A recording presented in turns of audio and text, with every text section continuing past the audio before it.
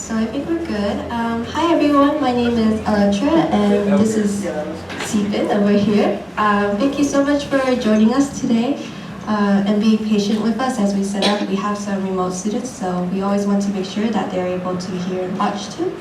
But yeah, so for those of you who may not know, I just want to introduce Holberton School. So we're actually a school here in San Francisco, and we're peer-based in terms of learning curriculum. And we are also a community-driven school, so we like to host meetups to share talks with informative mentors and people in the industry about topics like this. And yeah, so... Okay, so today Sergey is going to make a presentation about data structures and algorithm. A bit about Sergey. He's from Russia. He has 10 years of experience in the tech industry. He currently works at Apple, but in the past he used to work for LinkedIn and Deutsche Bank, among others. Yes, and so Sergey's specialties lie in server-side Java. He also is an expert in C and C++, so he's very knowledgeable about low-level programming and data structures and algorithms, so we're in good hands today. And yeah, also in general, he does web development. He also turns out to be an outstanding mentor, so we're very lucky to have him. He writes really good articles on Medium about how to be an efficient software engineer. Yeah, and as far as his hobbies, he likes to... So just for clarification, Sergey has kindly offered to mentor some Holberton students one-on-one. And when Stephen was mentioning about the Medium articles, so we send him questions and then he'll write little articles in response. So that's how we know so much about him, we want to share everything. But to conclude, his hobbies are skiing down slopes. High-speed skiing. High-speed skiing. Right. So thank you, and please... Wait, we already have a question. Oh, yes. Does he like long walks on the beach? Just curious if he likes long walks on the beach. This one we don't know, we would have to ask him. No, he likes speed skiing. But yeah. yeah, thank you, and please welcome Sergey for joining us here.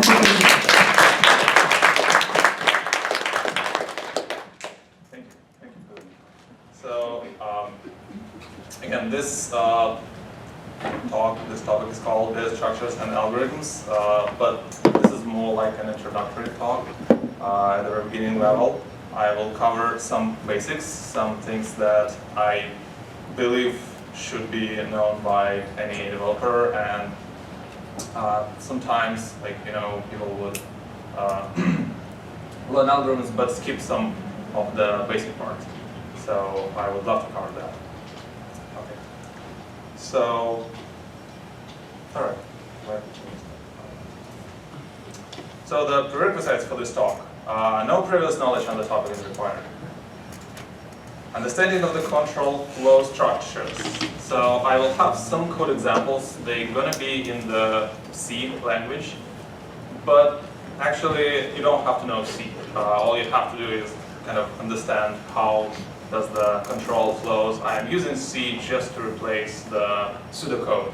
So I could very well just use the block schemas to kind of, without having any specific syntax. But just, I don't know, to have something compilable. And interest in programming, well, I hope everyone has a sense here. Right, the content. I will cover the main characteristics of the algorithms and data structures. I will kind of have a lot of examples on how to calculate and apply them. And again, I will try to have some examples of the practical application of those techniques. I'm not really sure how long it will take. My estimate is 1.5 hours, maybe more, maybe less. And if anything from what I am saying is not clear, please feel free to jump in and ask a question. Okay, so a couple notes on the terminology. So the word kind of algorithm is very overused, and you can hear it in various contexts. And although there are some formal definitions used in some books and on some websites and so on, no one really cares about the formal definition, and people will call algorithm pretty much anything that is a little bit more complicated than like trivial stuff. And people will call algorithm like any kind of like any number of lines of code. So like in this question, you better just trust your intuition and kind of try to figure out what people call algorithms in the context of the phrase. And by this, I will grant myself permission to use the word algorithms wherever I want. And the same, actually, about the data structures. There are slight difference in the things that people describe with data structures, and I will probably touch about those. And again, in reality, no one really cares about like the formal definition. So like pretty much anything that is about storing data and kind of organizing data within your program will be called data structure. That's fine.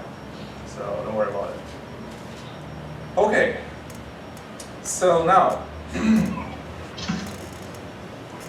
I will start. The topic, kind of this section is called algorithms in the meaning of the control flow. So the main characteristics of your program are instructions that you have in your program and the data that you provide to your program and the data that you store to kind of make sure everything works. And execution of your program will depend on an actual input data, right?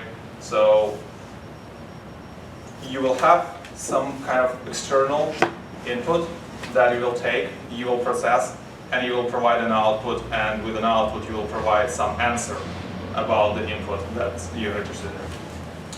So the instructions that your program ran, they will introduce the time complexity, because every instruction, every primitive action will take a fraction of the CPU time, and this will all add up into like actual seconds, milliseconds, like maybe minutes, whatever. But kind of the more complex your program is, the more actions it performs, the more time it will take.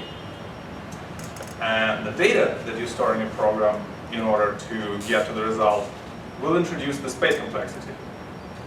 Because whatever the input is, the logic of your program might transform it to kind of to be stored as multiple components and to occupy more memory that it may appear from the very beginning. So when you're talking about your algorithm, what you want to kind of make clear is what is the space complexity and what is the time complexity of your code. And more importantly, not like just what time and space does it take for any specific input. It's more about the time and space complexity as a dependency, as a function of the input. All right? So we want to know how does runtime depend on input data, and how does the space requirement depend on the input data. And having those two values, we will be able to compare two algorithms. First, we will be able to choose. Maybe sometimes we will have a kind of trade-off. So sometimes in some specific setup, we will have more space, bigger disk, or sometimes it may be other way around. We may have less space, so we may want to kind of maybe save on space, pay the price of running our data, or running our instructions for a longer time. And the actual values of the time and space, well, they're kind of important up to the point, but sometimes you can't really guarantee it, because like in the case of, for example, the time of running one simple instruction on the CPU is going to be different on different architectures. So you can't actually talk about having like the program run 1 second, right? It runs 1 second on a given input on a given architecture. Anything changes and the time will change. So the kind of the biggest question is, how does it depend? and we would like to have some tooling, some maybe mathematical mechanism to evaluate it. A couple more words about the input data. Okay? So input data to your program may be of a complex structure. It's not necessarily just one number, one string, or whatever.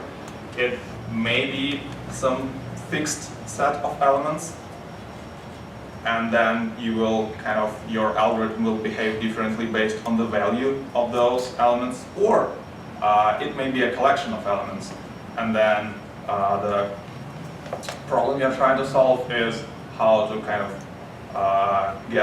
get some information about this collection of elements, right? And in these terms, the input size is usually either the value of some input element or just the length of the input, the number of elements you're providing to your algorithm.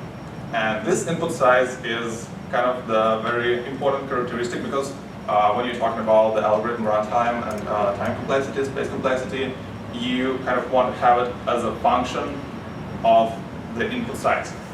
So most often you will hear something that my algorithm is linear on the the number of elements in the array.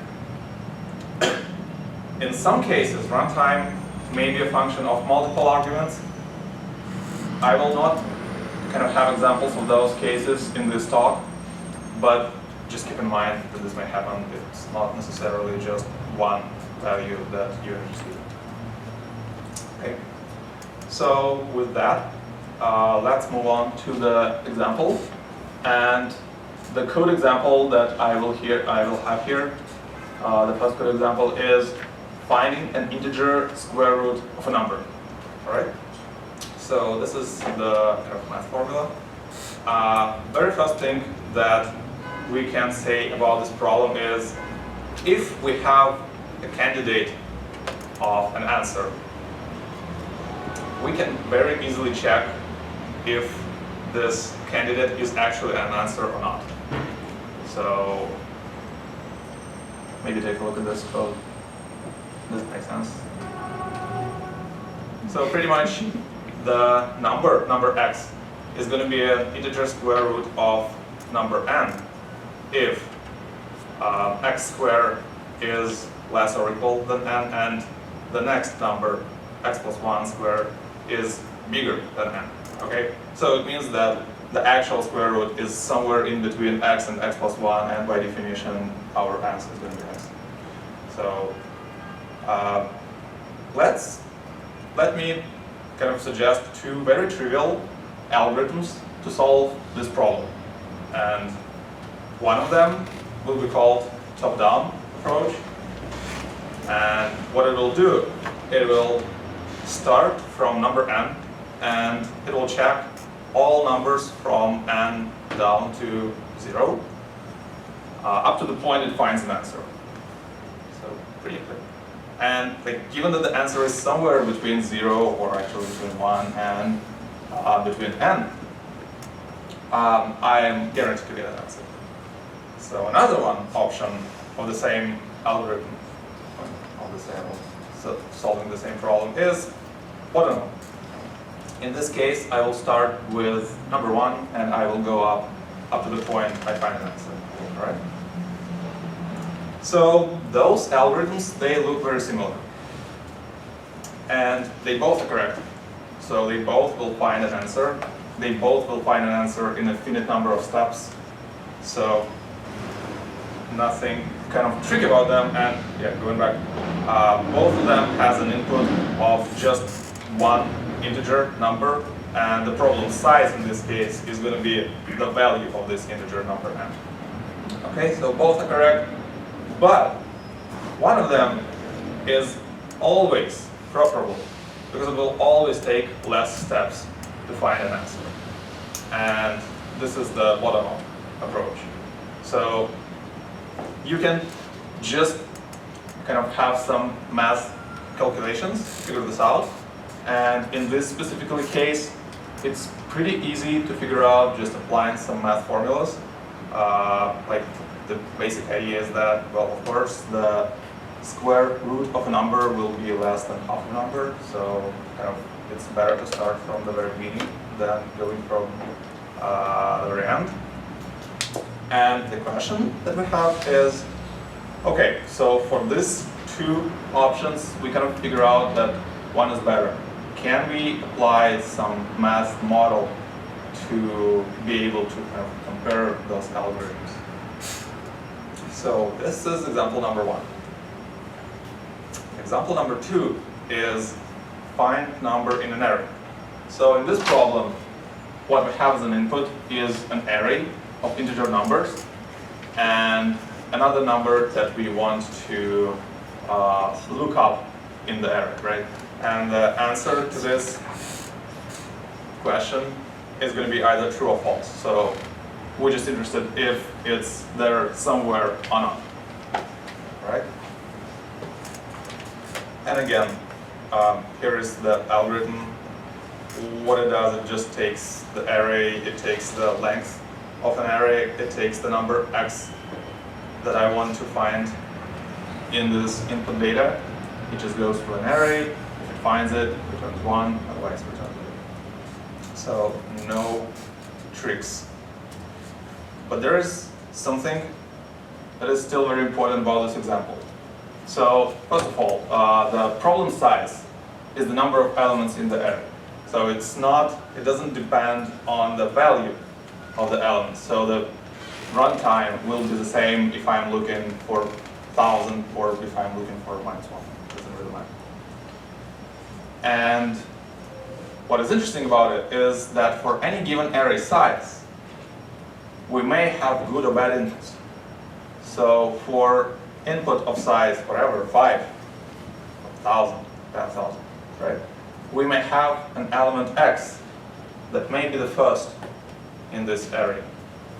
And in this case, our program will find an answer very fast.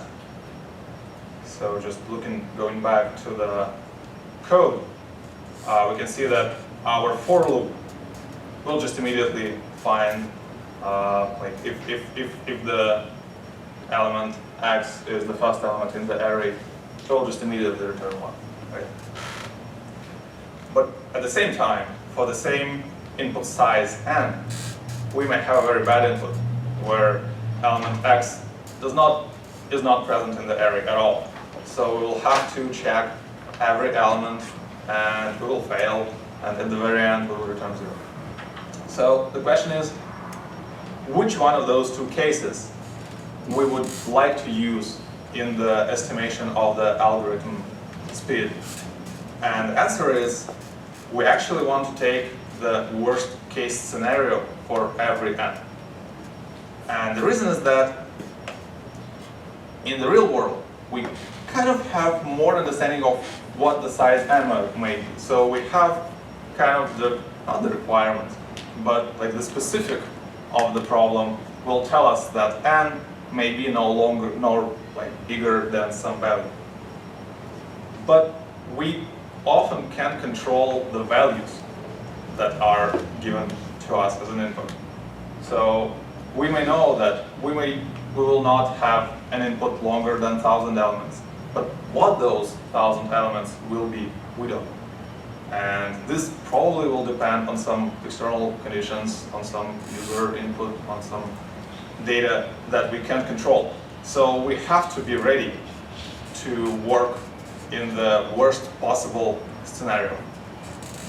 So when we kind of trying to estimate the algorithm speed and the algorithm space consumption, we will first figure out what is the size of our input, kind of what is this n that we're trying to take the function of. And for every n, we will also consider the worst case scenario. So with this, we can try and apply some math model on that.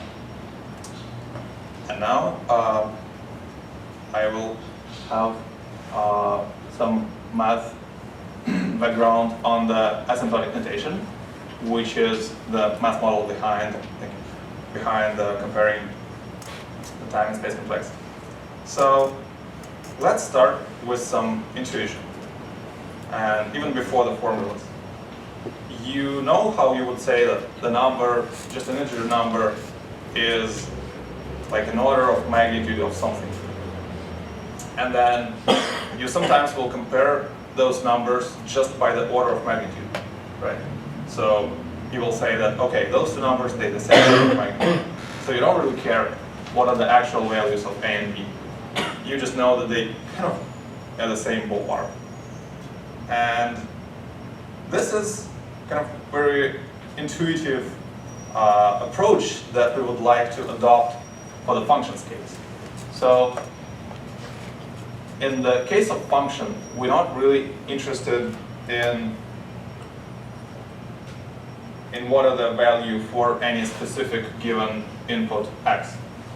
What we're interested in is how the function value will grow and how fast it will grow based on the x and comparing to other functions. So let's take a look at this function. We have three components, and quite intuitively we can see that one of them will grow faster than the others. So we kind of want to say that the whole function will actually grow as fast as x squared. Okay? But I mean, if we say that it grows as fast as x squared, it would not be exactly correct, because for any given input, the value of the function will be actually bigger than x squared, right? Because it's x squared plus something. But for example, if we take some constant and if we multiply x squared by this constant, then at some point the upper bound, the function that I call upper bound, will outgrow the whole thing. And we can say that, okay, for this function, 2x squared is will be an upper bound. So at some point, 2x squared will be bigger than f of x for any given x. And with x going to eternity, this will hold. And we don't have to use factor of 2. We can actually use any factor of bigger than 1, and this still will hold.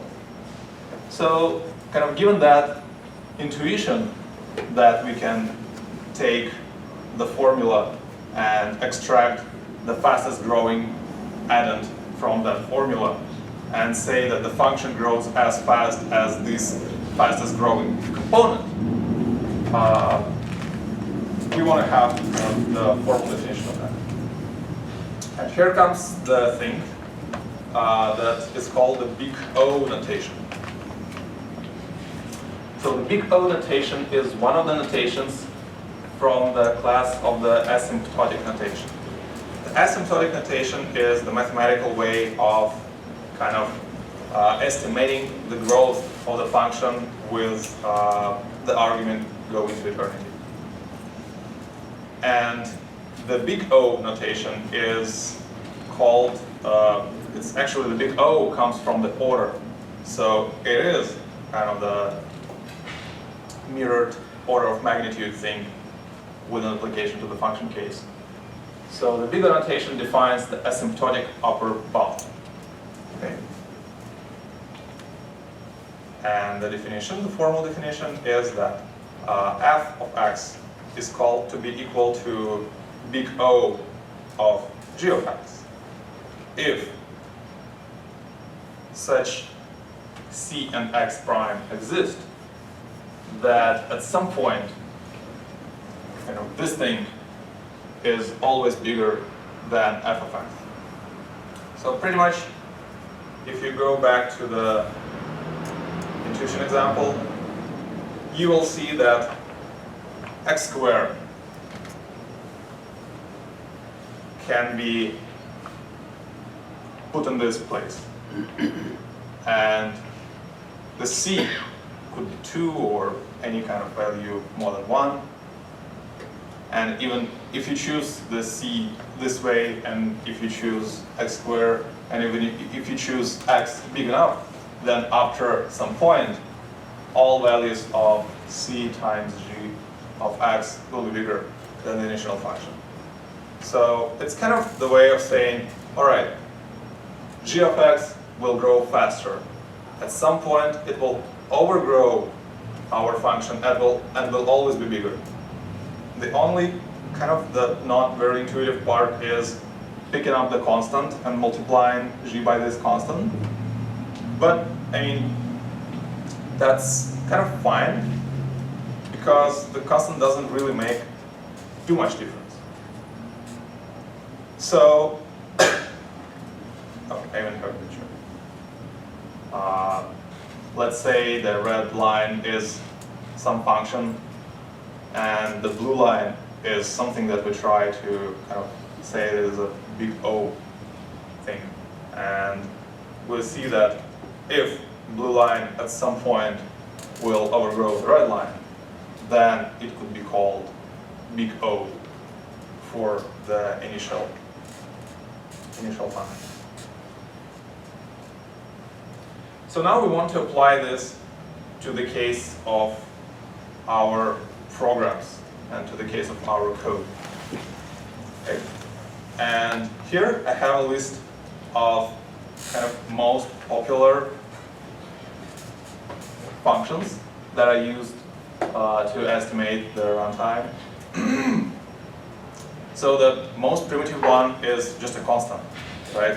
So if you can pick a constant that will be bigger than your function, then really your function can be just estimated, just be said to have like the some constant number of steps. So the next one is linear, which is just kind of a loop from 0 to n. And I will have some examples later. Another one very popular is n squared. Well, the general case is polynomial, where the function is n in the power of a. So the next one, very interesting, that we'll cover is the logarithmic one. And the last one that I have here is exponential, which will grow very fast.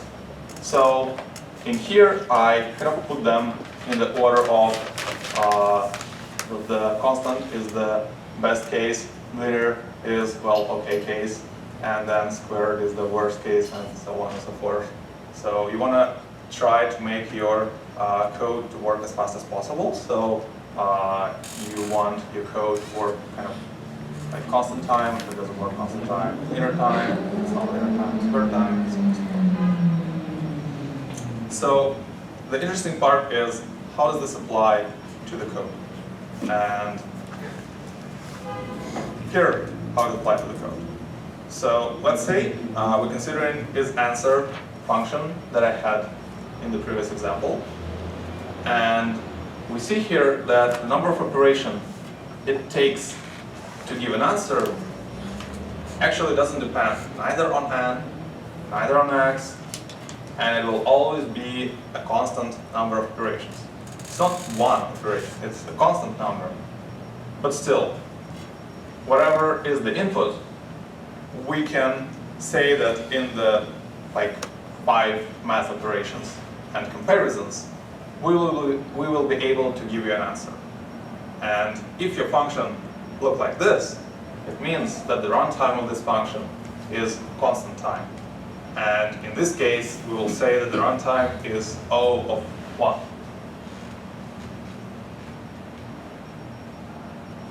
The linear case will appear every time when you have a loop from 0, from 1, whatever, from some constant to the value of one of your input components. And the linear case scenario you will see in the fine example. In a fine example, I will have a loop from 0 to n, and again, in the worst case scenario, I will have to go through this loop.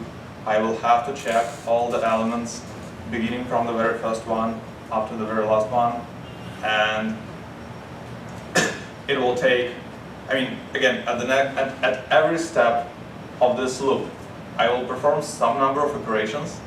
It may be one operation, maybe two operations, but some constant number of operations. So the overall time will be n times this constant. We agree that we can lose the constant. So it will be linear time.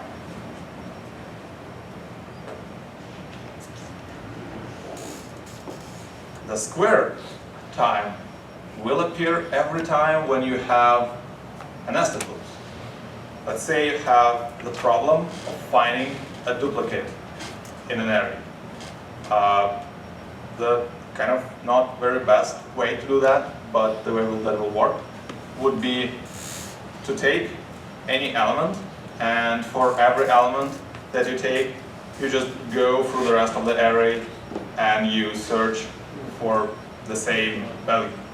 All right? And you can see that in order to implement this, I will have to have a loop for every element, which means that the overall number of steps that I will make will be proportional to n squared. And in this case, the runtime of my method will be n squared. The logarithm is a very good case. The logarithm is a very slow growing function. It's not the constant, but kind of you can imagine that even for like the long number, it will be like 64 something. So it's kind of could be considered to be constant because it's kind of very hard to come up with an input that will produce the big values of the logarithmic function. So where do you get the logarithm from? So the logarithm comes when on every step on your calculation, you take the problem size and you kind of shrink it in some number of times. Like the most popular is just cut it in half. And an example that I have here to demonstrate that is defining element in the sorted array. Actually, okay. This is, by the way, quite popular algorithm that's called binary search. And the idea is that if you have an array of elements, let's say integer elements, and you know that they ordered in the ascending or descending number order, you can apply this knowledge while looking for a number. So if you have a sort of array from, I don't know, 1 to 100, and you need to find 20, and you need to figure out if it's there or not, you can take the middle point of this array and take a look, what's the value of the middle element? And if the middle element is higher than 20, then you know that you don't have to look in the kind of the upper half, and you can just discard it from your search routine and continue with just half of the array, okay? And then you can call the same function again on the smaller input size. In fact, it's twice smaller. So the number of times you will call your routine is going to be logarithmic, because on every step you will kind of hop your input down up to the point you will have one out, or up to the point you will have kind of enough element to come up with an answer. And here, where you get a logarithm from, there are different other kind of cases where you will come up with a logarithm, but I don't have examples here. So yeah, just keep in mind that logarithm is generally very good. So now when you start combining the functions that you have in your program, you want to know how will the runtime be calculated for the combination of the methods. And this is, again, quite trivial. If you have some methods sequentially called, then the runtime of the overall function is going to be the runtime of the slowest subroutine. Okay, so in this case, you have two linear functions, one constant time, so the overall will be linear too in the first line. In the second line, you have a loop, and on every step on this loop, you performing some procedure that takes logarithmic time. So the overall thing will be n-logging, because you will have to multiply things. So it's kind of a very simple rule. If you have it sequential, you pick the biggest one. If you have it in a loop, you will have to multiply. So now, given this model, you can take a look at your code and you can figure out what time will each individual component take, and then combining them together, you can come up with a time that will describe the whole problem solution that it will have. And after that, you can compare two different examples, and you will see which one of them will actually be faster in the future. And let me go back to the square root thing. So now we can take a look what's going to be the runtime of the top-down and of the bottom-up approach. So in the top-down scenario, what do? We go from x, from n, and we go into the point where we meet an answer, and we know that the answer is going to be square root. So we'll take n minus square root of n steps. So if we take a look at this formula, whiteboard, anyways, and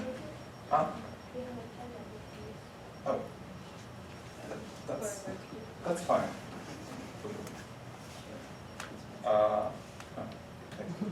So, what you can imagine that in the first case, I am taking number of steps that is equal to n minus square root of n.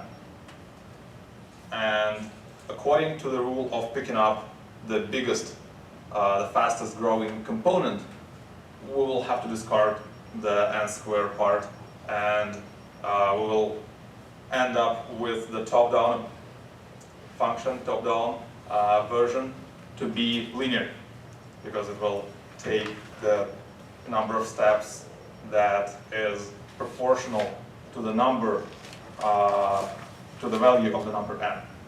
In the bottom-up scenario, we don't have this. We go in from 0 and we going to the point where we meet an answer, and this point is square root of n. And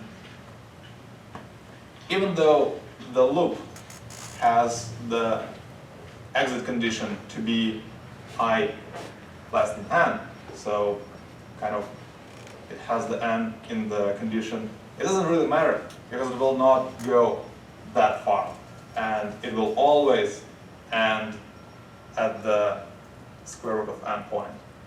So the runtime of this version is going to be O of the square root of n. And kind of having this information, we can conclude that yes, indeed, bottom-up approach is much better. And even if we start the top-down not with n, but with n divided by 2, it won't help, because at some point it will still outgrow the bottom version.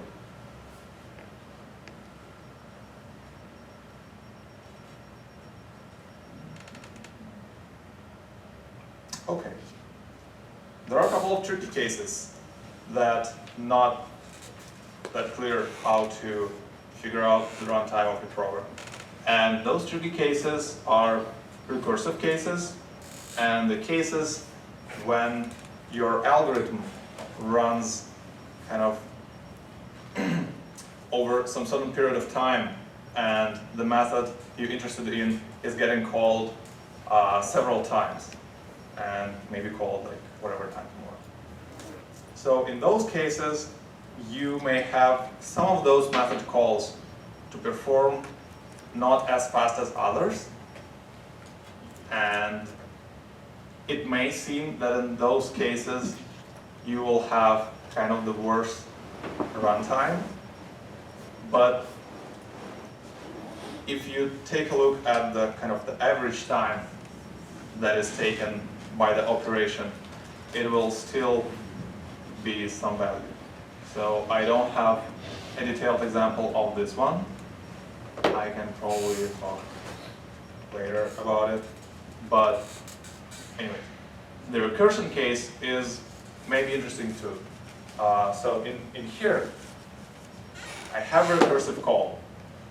But in this case, it's not that tricky, because what I do is I have some routine, and at the very end, I just relaunch it with the different arguments.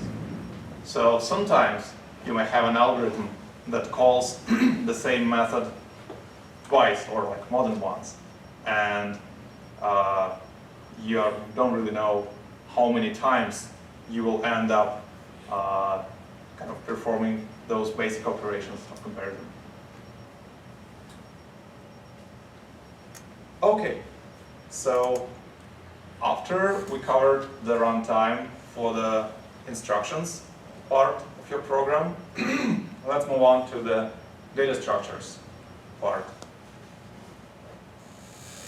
And here's this difference in the definition that is often ignored, but I want to kind of still make this distinction. And there are kind of two things people call data structures, and one of them is abstract data types. Another one is the actual kind of the implementation primitives. And the abstract data type is something that doesn't assume any kind of specific implementation. Instead, abstract data type is defined in terms of operations this data type supports. So I will say that the collection of elements will support operation add and remove, and I don't really care how they're going to be implemented. And then I will take this model, the model of the black box that has just two operations, and I will apply this model to solve some bigger problem. And this model is going to be called abstract data type. The data structure, on the other hand, is something that's defined by actual implementation. It's defined by, it will tell you what exactly data structures, data types, variables, and dependencies between them I will have to set up in my program in order to implement the features required by the abstract data type. And I will show you some examples of both. But before that, I will cover kind of the basic building blocks of the data structures. And those basic building blocks, they kind of tightly coupled to the language that you use, but most of the languages will support the ones that I'm showing here.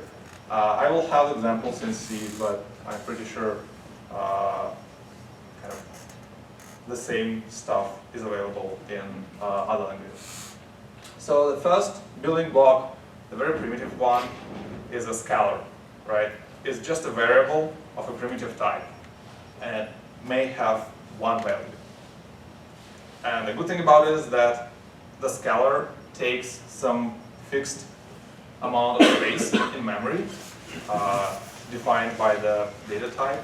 But I mean, the integer type will take 4 bytes, and some other type will take some other space. And all basic operations on a scalar will take constant time.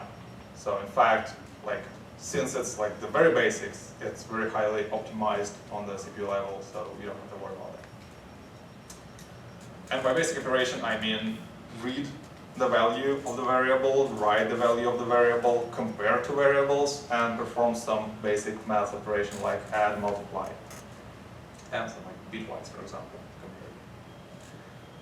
So the next building block is a structure, which is more like a convenience thing, because you can kind of mimic data structures with just having multiple variables, but it's so most often used operation that, of course, you have the language support to group several scalar values into the structure, into the class, or whatever it's called in the language of choice. In the C language, it's called structure. It can be defined like this. And again, the good thing about it is that compiler knows the size of the structure from the very beginning on the compiler time, and operation to access the fields of the structure will also take the constant time, so you don't lose any kind of performance on this. And well, yes, you can carry the group of elements together. So if you have some metadata that describes your object or describes something like point in this case, you can pack it together and then don't worry about passing around multiple variables. So the next thing, very important thing, is the pointer. So the benefit of the pointer is that being able to point to some data structure, to one of the other building blocks, gives you an option to share the same data across multiple building blocks, across multiple structures. And now you can reference the things, and what it gives is that you don't have to copy the structure if you want to have an access to it in the runtime. You can just take the pointer, which takes some small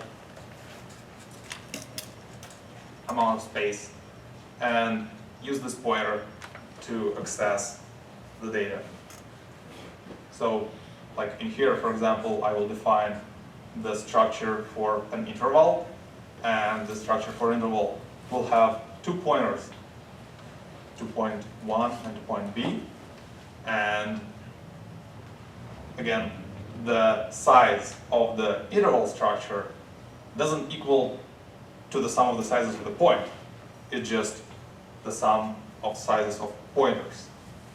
The pointer may be called differently in different other languages. In Java it's called reference, or like in other languages it's called maybe called other different things. Somewhere in some languages it will be just pointers by default. Rather, like in C, you have to specially specify that your variable is going to be a pointer, but it's not everywhere like that. But it's good to understand kind of the mechanism behind that, and in C you get that. And the final thing is array, where array is, again, quite an important thing. The reason why it's important is that you can specify an array of elements. You don't have to know, like you can see, what's the size of the array from the very beginning. Well, anyway, the main point about the array is that the time to access any element by any given index is still going to be a constant time operation. So even though array may contain like the arbitrary number of elements, like 1,000, it doesn't really matter which element you're trying to access. So array is a kind of random access structure, and accessing every element will cost you the same kind of time price, which is the constant time. So those are the building blocks that are provided by most of the languages, and with those building blocks we'll try to implement some of the abstract data types. And some data types that I will have, the space complexity. Well, the same kind of reasoning you applied to the time complexity could be applied to the space. The constant space means that you just have some specific number of variables and you don't really care what's the size of the input, you kind of are good to go with just like, I don't know, 5 variables or something like that. The linear means that the space that your program will take during the execution is proportional to the input size. And squared, for example, you will see when for the input size you will have a table of elements, and the size of the table will be n by n. So in this case, the space your program consume will grow proportionally to n squared. Okay, so now some examples of the abstract data types. So one of the basic abstract data types are queue, stack, and deck. And the queue is the structure that takes a collection of elements and supports 2 operations on those collection. The first operation is push. Another operation is pop. The push operation will add element to the end of the queue, and the pop operation will take an element from the beginning of the queue. So this way, this kind of represents just a line, and the term you will hear to describe that is FIFO, first in, first out. The stack abstract data type is the data type which supports, by the way, the same 2 kind of operations that have the same name, but the semantics of those operations is a little bit different. In case of stack, it's last in, first out. So the element that you pushed last will be popped first. So the push will put an element on the top of the stack, and the pop operation will take an element, again, from the top of the stack. So the deck is a double-ended queue.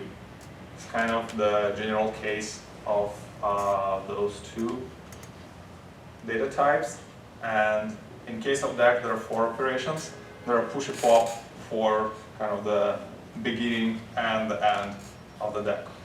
So the push first will add an element to the beginning of the queue, pop first will take an element from the beginning of the queue, and push last, pop last will do the same for the end of the queue. Okay? So that's kind of the visualization of those abstract data types. And again, the main thing is that we just described some models without saying anything about how this should be implemented. All we worry about is that if we use this in our algorithm, we just need to rely on the implementation to provide us with those operations. So all of those abstract data types are defined in terms of operations rather than in terms of the building blocks that we considered before. So anything that supports push that will put on the top and pop that takes from the top can be considered as a stack. And we don't really care what is the kind of specific implementation.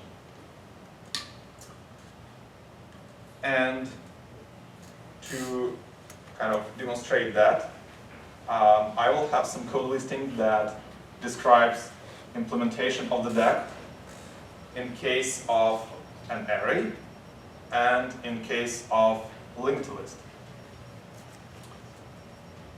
So let's say I want to implement deck on an array. For that, I will have a structure that holds the array itself plus the metadata, which is the size, and I will bound my array to be 100, not to kind of go into business of allocating and deallocating the memory. So I will say that, and yeah, in all my code, I'm ignoring all the checks on the boundaries and nulls and all the stuff, just to make it a little bit clear to read. So the structure that I use here, again, is just an array and the size. the push last, pop last operation are kind of trivial in the case of array. So all I have to do is I have to increase the size and I have to put the element to the corresponding position in the array. And when I'm removing the element, I'm doing the kind of the reverse operations. I'm decreasing the size and I'm returning the element from that position.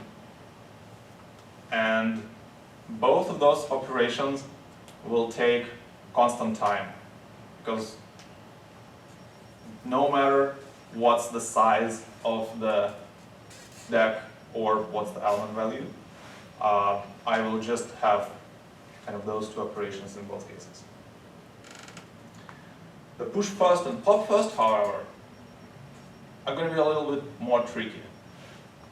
And the reason for that is that with an array, I don't have the flexibility of kind of adding element to the arbitrary position. It's kind of very easy to add to the end and to remove from the end, but when I need to add something to the very beginning, do I have a picture for that? Yes. Or somewhere in the middle, I will kind of obviously have to move all the elements, one element to the right, to kind of make space for the element that I'm about to add. All right? And while in this case it's just two elements, you can imagine that if I'm adding to the very beginning, I will have to move all n elements. So that's pretty much what this code does. It will go through all the elements and it will shift them right when I need to push element to the beginning, and it will shift elements left when I need to remove element from the beginning. So we see that for the push first and pop first operation, array doesn't perform quite as well. You may, by the way, find the implementation that kind of tricks that and uses array as a ring, but I will leave you kind of to explore those on your own. But, I mean, okay. Now we want to implement that in a more efficient way. So maybe we can choose a different data structure that will allow us perform those operations in constant time, no matter if I'm adding to the end of the deck or if I'm adding to the beginning of the deck. Okay. So the problem with an array, which is a benefit on the other hand, is that array uses this continuous block of memory, and it gives a benefit of kind of accessing the random element in the constant time, but at the same time it doesn't allow you to kind of perform manipulations that easily. So what if we give up this property of the data structure, and what if we want to kind of put elements from the different areas of the memory and kind of join them into the array-like structure?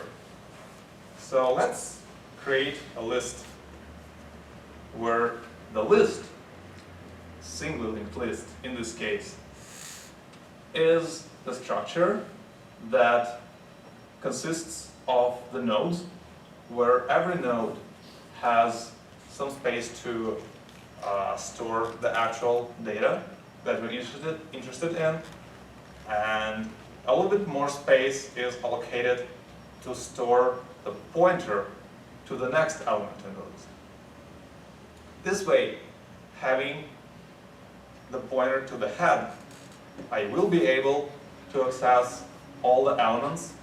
The problem is that for that I will need to actually traverse the whole list, so I will lose the constant time for accessing the random element. But on the other hand, I will gain the benefit of kind of being able to add elements at any random position without shifting the whole stuff around.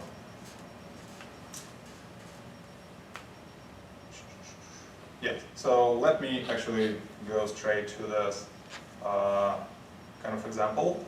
Let's say I have a linked list, and let's say I have the pointer to a node, and I want to add the new element to this list.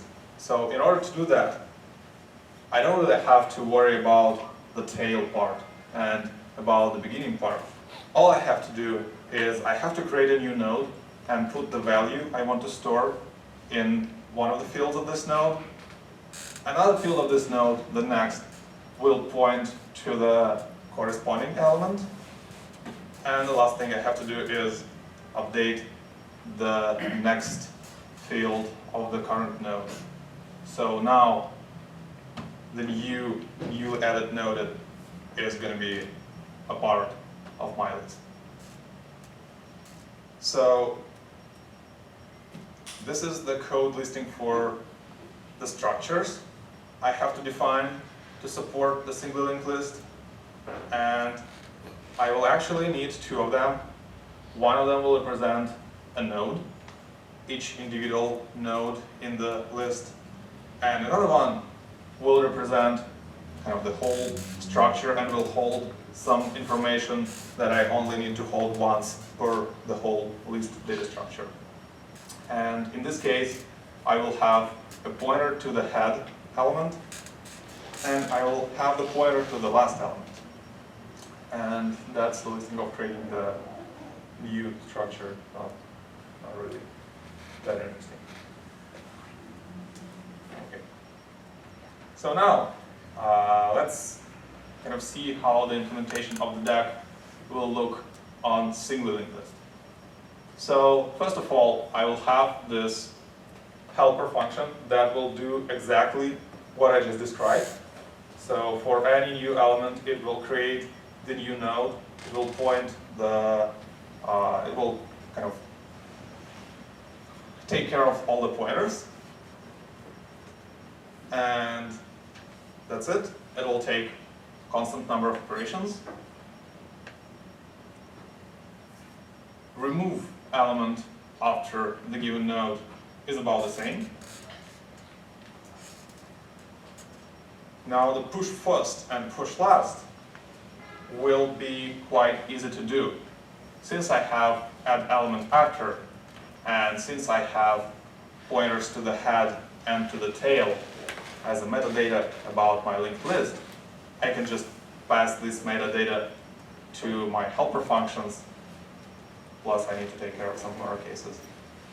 And kind of this will take care of adding elements to the data structure. The removing elements from data structure is, well, kind of tricky. So the removing the first is easy, because I have the pointer to the element right in front of the first. Removing the last element will still require me to go through the whole list, because the last pointer doesn't know how to kind of take care of the list integrity in case of removing the last element. This could be fixed though. And the way to fix this is to have double linked list. And the double linked list will differ from the single linked list just by the fact that every element will also have a pointer to the previous one. So now, if I have the double linked list, I will be able to, and if I have the pointer to the head and to the tail, I will be able to actually perform all deck operations in the constant time. So I don't have any code for that. It just will take more steps. I have some pictures, but it's kind of not, doesn't have any tricks. It just points the pointers to the right directions and gives you an option to add an element to any arbitrary position in the double list. So one thing you can notice is that in here I have the head element that doesn't contain any value.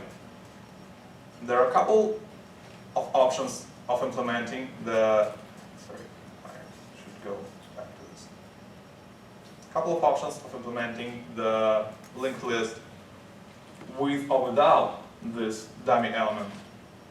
And if you don't have it, it's okay. It's just on most of the operations you will have to have an extra check if the list is empty or not. Because if it's empty, you will signify that by having head pointing to null. And you will have to take care of all this case.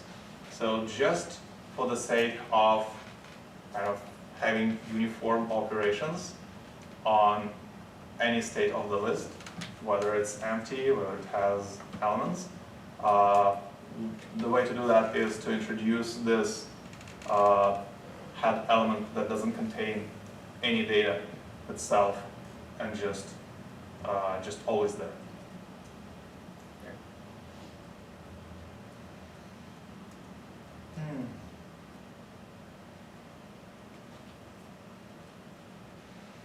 Okay, turns out I ran out of slides. So, do you have any questions? I can answer. I would actually. Huh? I would have a question, but I'm not sure whether it's a good question or not. So Sure. I'll just shoot away. And Yeah, of course. When you show these links, where you have elements that are linked to each other, what you just showed, Yes. showed basically. Is there any risk that one of sorry? So I was mentioning when you show us a list of elements that are linked together, Yes. is there a risk of some sort that one element just pops up? I mean, we cannot access that element. And then basically the chain is broken. Or is it just something that just isn't a problem?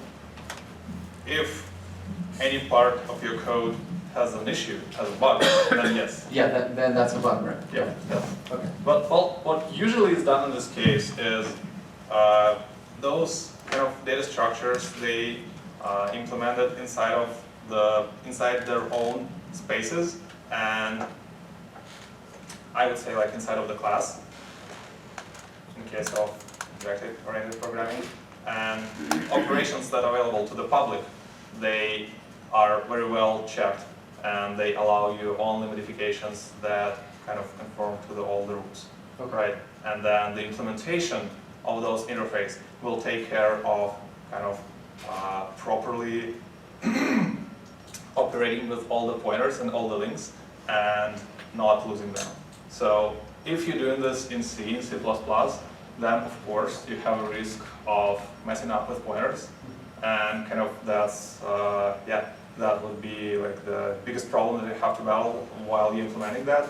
Once it's implemented, and if you don't really allow, and if you are the user and if you are not doing any funny things with the pointer, like I don't know, manipulating the memory or whatever, then no. Okay, thanks. Sure. Okay. Yes. Sorry, you were more on the meetup stuff. They were mentioning that you'll be giving us some pointers as to like what to read, like what are the good resources. Of course. So let me see if I have this. What to read?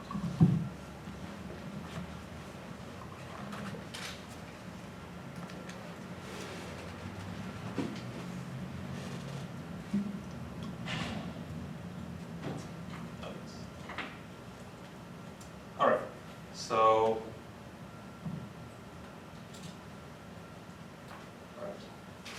There are plenty of books on the algorithms, and if you want to read the book, I would recommend to start with this one. This is kind of pretty old one, but it covers all the basics in a very good manner. It doesn't go into deep math details. It's not very long, and it covers kind of the basic data structures and the most commonly used algorithms. So that is the one that I would highly recommend. The data in this book is kind of the must-know if you're doing software engineering, right? You don't have to get it from this book, but I mean, so that is one thing. Another thing is CLR book.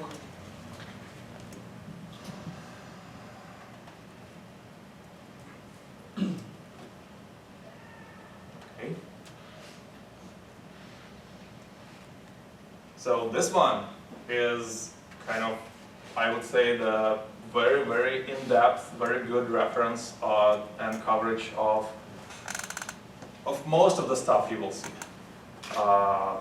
Algorithms, data structures, a lot of math, proofs, theorems, so it's all there. Very good book. You probably won't read it like from the beginning to the end. It's more like a reference, but still it's considered to be one of the best ones. So another thing that I would recommend if you want to kind of go deeper into the learning of the algorithms is the courses available on Coursera. And I think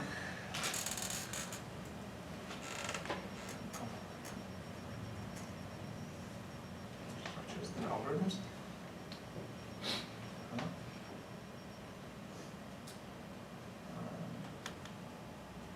Not sure. No, that's not the one.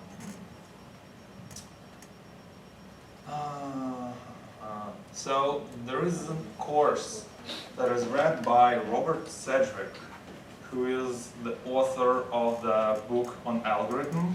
And let me try and look up the book, and maybe I will find the course too.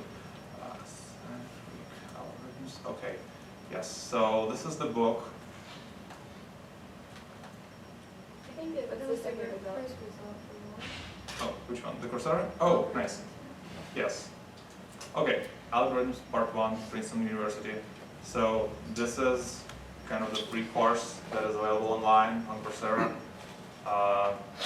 Robert Sedgwick is the guy who wrote this book too. And I think he also has a book, Algorithms in C. So if you want to have like examples in the C language, then probably this is a very good choice, because the one I mentioned before, the data structures and algorithms, it will have examples in Pascal. So Pascal is a good language, come on. It's very easy to understand. It has kind of all the same basic building blocks, so I don't think it's going to be a problem to actually understand all the code listings. So the CLR, this book is often called CLR by the CLRS now, by the last name of the authors. It has examples. I believe it's mostly kind of the pseudocode. They don't have any specific language, so it will take some adjustment too. But the content is very good coverage. So I did not read the algorithms by Sedgwick, but I believe it kind of covers the same, more or less, things. So yeah, I would definitely start with that. Probably the Coursera course is the good place to start. Right. Okay. Yes.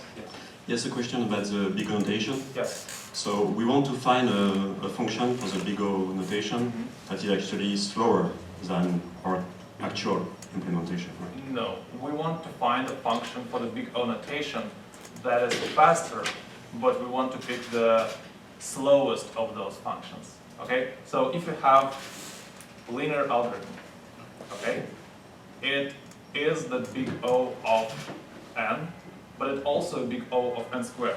Exactly, that was my question. Right. Actually. Is that always obvious to find the fastest one, or sometimes? Well, because I in the mean, example you gave, it was straightforward. Yeah. Well, if you kind of you always want your algorithm to be seen in the kind of the best light. So yes, you will pick the best of those functions that are O. but have you made some cases where like the function was not as obvious as what we've seen, and it was not so easy to say, oh, it's as fast as that, and I thought it was maybe and slower. those cases are the recursion. Those cases are the kind of the amortization cases where the same function and kind of the same data structure is being used over the course of time, and then it's been called like multiple times, and then every now and then you will have the operation that takes a while. I can give you an example. Can you tell me how to use it?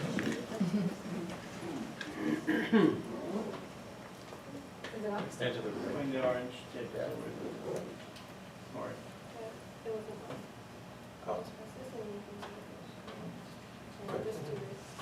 Oh. Now I need blank. Okay. So let's say you have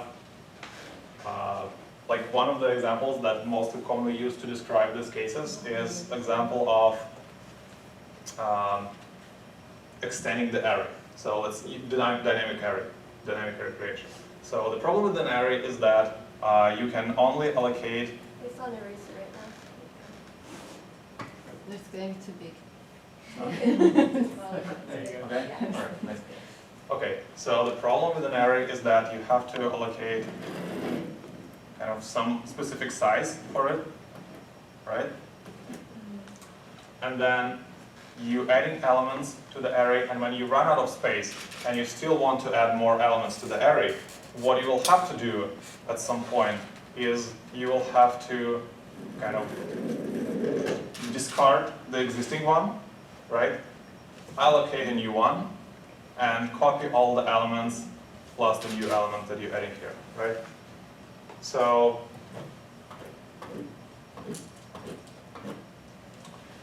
if you have several strategies of kind of doing this. For example, if you run out of 4 elements and you're adding the 5th one, you can allocate the block of memory of size 5, right? But then you will have the same problem on the next step and then on the next step and so on. So the good way to do that is to kind of grow the array, let's say twice, right? So in this case, what you will have? In this case, on every kind of 2 to the power of n plus 1 operation, you will have to copy the whole stuff, and then you will have the same amount for the next 2 to the power of n, right? And the way to estimate the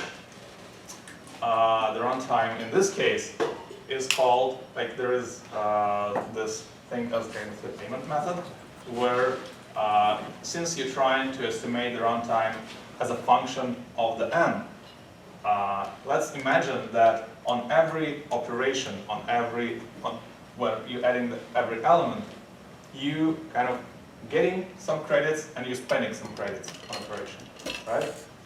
And let's calculate what will happen with those credits over the period of time. So let's say at some point, okay, I will show on this one. Let's say at some point you have kind of elements in all positions, right?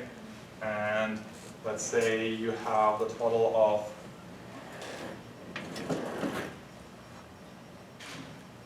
k elements here, and you're adding the k plus 1th.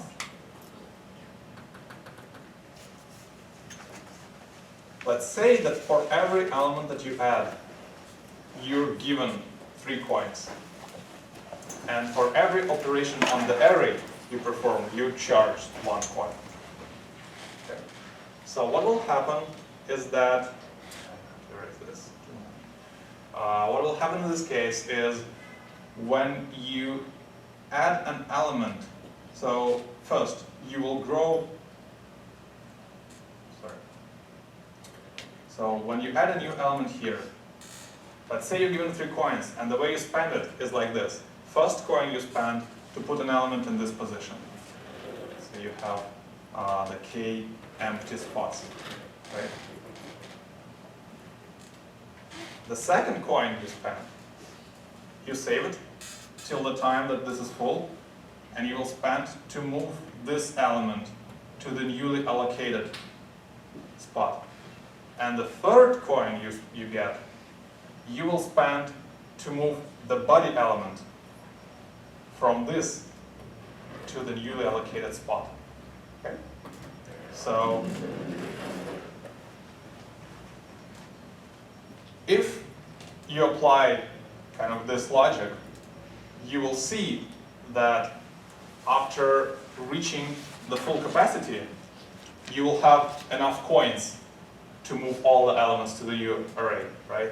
So, which means that the number of actual operations on the elements that you perform is going to be proportional to the number of elements that you have in the array, which makes it linear. Although, sometimes you will have to make a copy and kind of to move all the elements, which is like not cool, right? So like you kind of, it's linear for adding n elements. It's linear for adding n elements. So since it's linear for adding n elements, it's constant time for adding one element, which is what you want. Although, again, for some very unlucky elements, it will actually take longer. So that's a tricky case, right? So that's when you don't really have a way of very simply estimate the runtime. So the recursions is another way. In the CLR, in the Corman book, you will have like a big chapter on recursions. Recursions are the topic for kind of the separate discussion because they have all kind of tricky cases. But I mean, yeah, if it's as simple as just having some input and at the very end rerunning the same function with a smaller input, right? Then it's kind of one thing. And the way you shrink your input, it may be very different. You may just discard one element, for example, or you may discard half of the elements. If you discard one element and rerun, then it's linear. If you kind of discard half of the elements and rerun the same procedure, then it's logarithmic, right? So, but that's the easy case with the recursion. The tricky case with the recursion will be calling recursions multiple times. And then you will kind of have to figure out what is the call tree and what are the end conditions for the recursion and like when it will be met. So there are some formulas for that, but I'm not going to go into that. Thank you.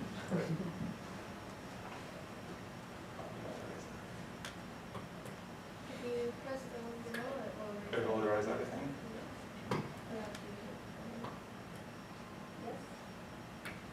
Nice.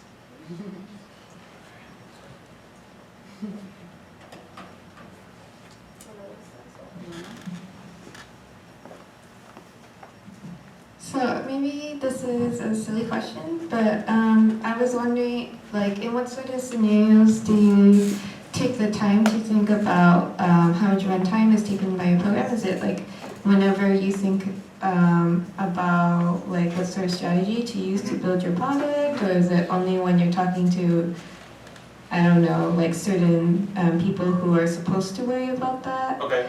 No. Like, there are no people who are supposed to worry about that except for me, actually.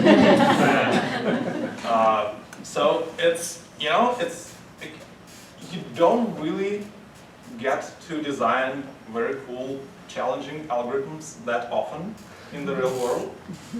But what you get to do is you get to use all the available data structures and kind of pre-built tools that's out there, right?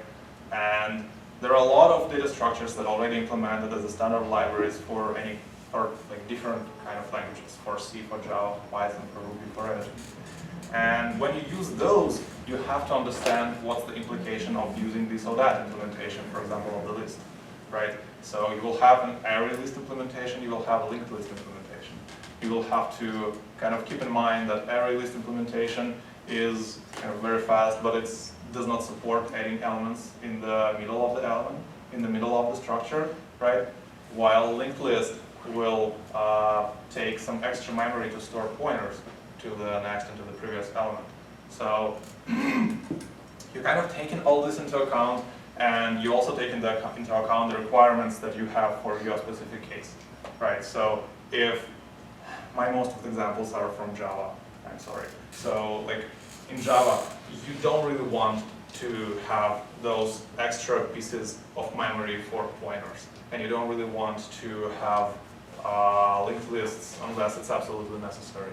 So you would, for example, try to pick array lists as often as possible if you have this option, because it's much more memory efficient, and as shown, like the analysis is time efficient too. So you have like you kind of and when you read some documentation to the new library and like to the new database, to the new API that you use in your program, you will often see those references that this method is linear, this method is O of 1, it's constant, and so on and so forth. Also, nowadays, you don't get a lot of big inputs within the same machine, right? Within the same process. Of course, there are kind of enormous inputs for some big calculations, but nowadays they all distributed across several machines. All those is kind of more about some programs that are run within the same process, within the same memory, right? So in those cases, you don't get big inputs of big size, but you get a big amount of requests, okay? So and if you have suboptimal things, it will add up and it will kind of be bad for your overall performance. So you may not have an input of an array of like size of 1 million elements, but you will have like 1 million requests for like smaller number of data. So there are other different kind of specifics of the real world. For example, in the theoretical analysis, we were discarding the constants, right? We were saying that we don't really care what is the constant before n. So it's O of n. It's not O of 5n. O of 5n is the same as O of n, right?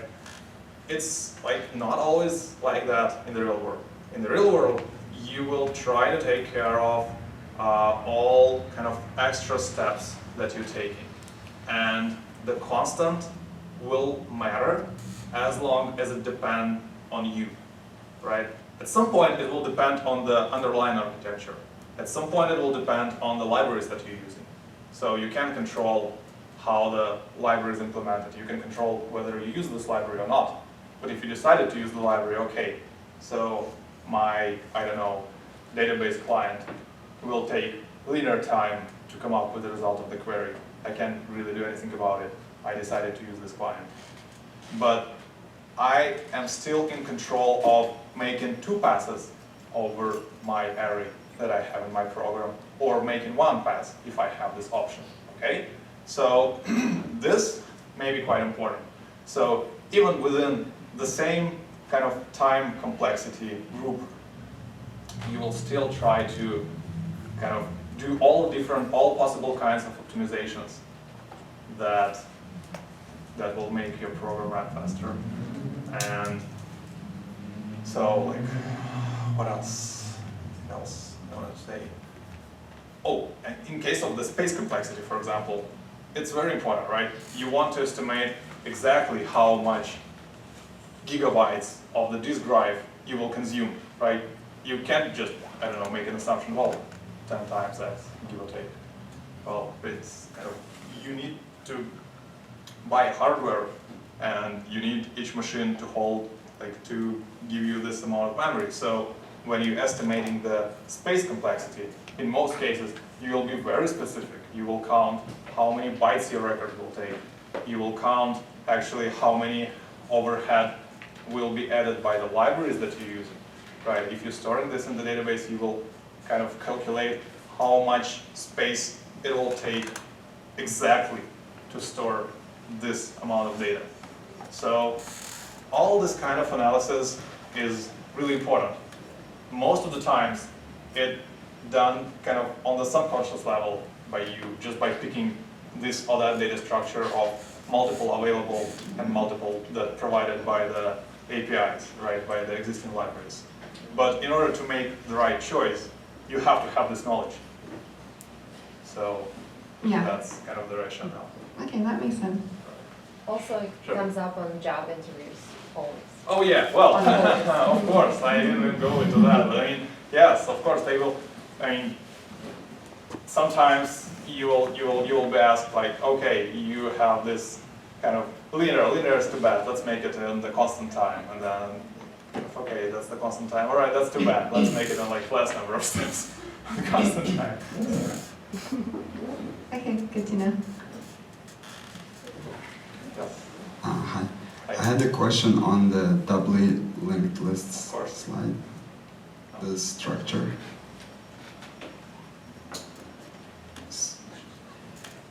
Uh-huh. No, the one that was showing how it was constructed. Okay. Yeah, this one. Yes. So I understand that in the single linked list, the tail of the node is pointing to the next head, but in the reverse, is the head pointing to the head Well, of the previous one? I probably don't have like arrows going from the corresponding stuff. So you can just imagine that there are, I don't have the code either. You can just imagine that each node has 3 fields. One field is for data, another field is for pointer to the next element, and the third field is to pointer from to the previous element. So Oh, that it is will have that 3 is all I fields. tried to illustrate here. Maybe. So only in the doubly linked list, we'll have 3 fields. One for the back, one for the Yeah, front. well, I mean, if you have the pointers to the next and to the previous, it's by definition the linked list. Got it. And in a single, it's only 2. Again, just by definition, yes. Yeah. If you have only pointer in one direction, then it's by definition single linked list. Ah, okay. Because you drew 2 in the doubly, so I thought there was 2. Oh, I must have some wrong. Oh, yeah, so So it's supposed to be each node this supposed to guy have 3. has the next and the previous. This guy has the next and the previous. This guy has the next and the previous. Okay, now it makes sense. Okay. Thank you.